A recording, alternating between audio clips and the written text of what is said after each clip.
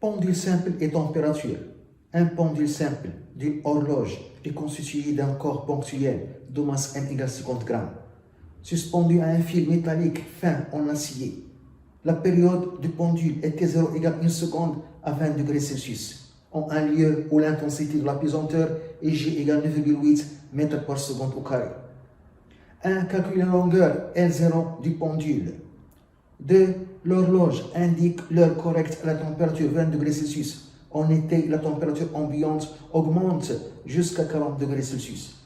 Sachant qu'un échauffement de 1 degré Celsius, l'acier se dilate de 0,012 mm par mètre.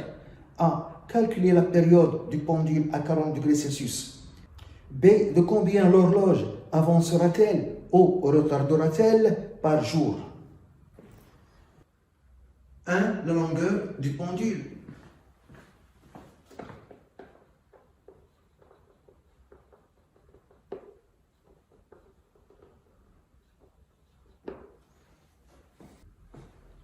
Le schéma du pendule simple est constitué d'un fil inextensible de masse négligeable et de longueur L0.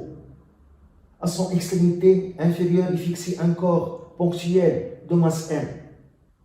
Cette position du pendule est une position d'équilibre stable, car lorsque je l'écarte de cette position d'équilibre stable, il revient à cette position avec un mouvement oscillatoire, aller-retour, aller-retour, autour de la position d'équilibre stable.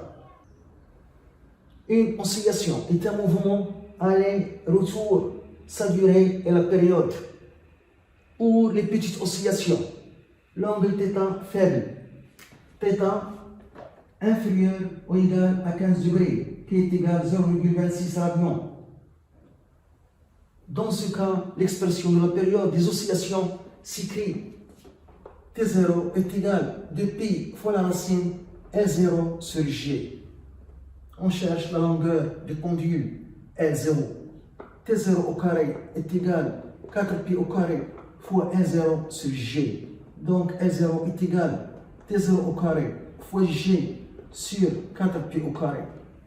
Application numérique, L0 est égal à T0 1 seconde, G 9,8 sur 4π au carré, L0 égale. On trouve 0,248,49 mètres en millimètres fois 10 pouce 3, 248,49 millimètres. 2. La période du pendule à 40 degrés Celsius. La période du pendule à 40 degrés Celsius. Il faut chercher d'abord la longueur du pendule à la température 40 degrés Celsius. On a dit dans les données que la longueur du fil métallique augmente, se dilate de 0,012 mm par mètre lorsque la température s'élève de 1 degré Celsius. On a une élévation de la température de 1 degré Celsius entraîne une augmentation de la longueur du fil métallique de 0,012 mm par mètre. On a une élévation de 20 degrés Celsius à 40 degrés Celsius. Donc de 20 degrés Celsius, 40 degrés Celsius, moins 20 degrés Celsius. Donc une élévation de 20 degrés Celsius entraîne une dilatation X. Donc X est égal à 0,012 fois 20 sur 1. X est égal à 0,24 mm par mètre. Ça signifie que 1 mètre se dilate de 0,24 mm. Nous avons L0 égale 0,2489 mètres se dilate de delta L. 0,248,49 mètres se dilate de delta L. Donc delta L est égal à 0,24 fois 0,24849 sur 1. Delta L égale. on trouve 0,0596 mm. Delta L, c'est L moins L0. Le nombre final moins le nombre initial est égal à 0,0596 mm. Donc, le longueur finale L est égal à 0,0596 plus L0 en millimètres. Donc, L est égal à 0,0596 plus 248,49 en millimètres. 248,49 L égale. On trouve 248,55 mm. Maintenant, je calcule la période de pendule à 40 degrés Celsius. Ça, c'est la longueur finale à 40 degrés Celsius. 248,55 mm. Et par suite, la période T à 40 degrés Celsius est égale à 2pi fois la racine de L sur G. T est égal à 2pi la racine 248,49 mm en mètres fois 10 au moins 3 sur G 9,8. T égale. On trouve 1,000123 secondes. On remarque que T, la période a augmenté. T est supérieur à T0, qui est égal à 1 seconde. Ça signifie qu'une oscillation, un aller-retour, prend un temps plus grand. Ça signifie que le pendule devient long.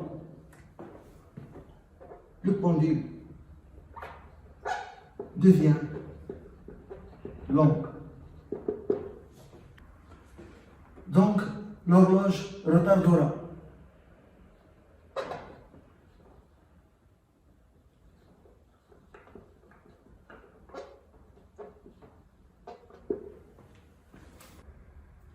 B, le retard par jour de l'horloge. Le retard par jour de l'horloge.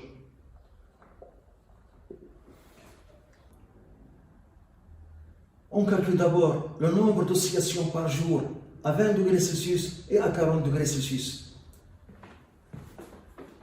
Le nombre d'oscillations par jour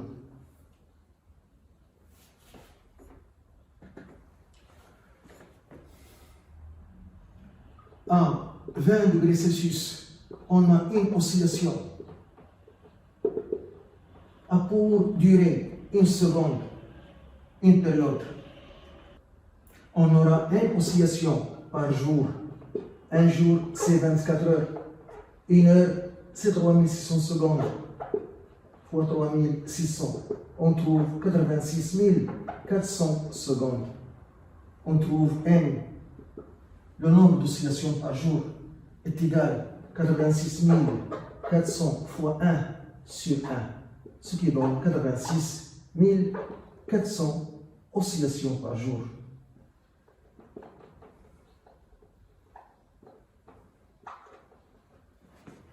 À 40 degrés Celsius, une oscillation correspond à la durée T égale 1,000123 secondes.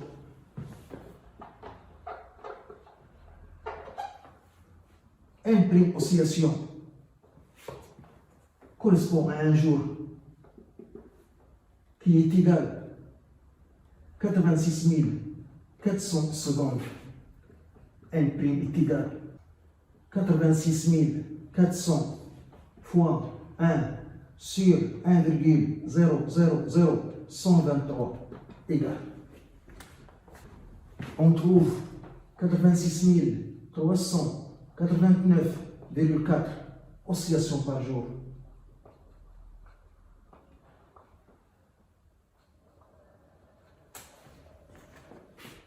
On calcule maintenant le nombre d'oscillations perdues par jour. Le nombre d'oscillations perdues par jour. C delta n est égal à n moins n'. Delta n est égal à 86 400 moins 86 389,4 égale. On trouve 10,6 oscillations par jour.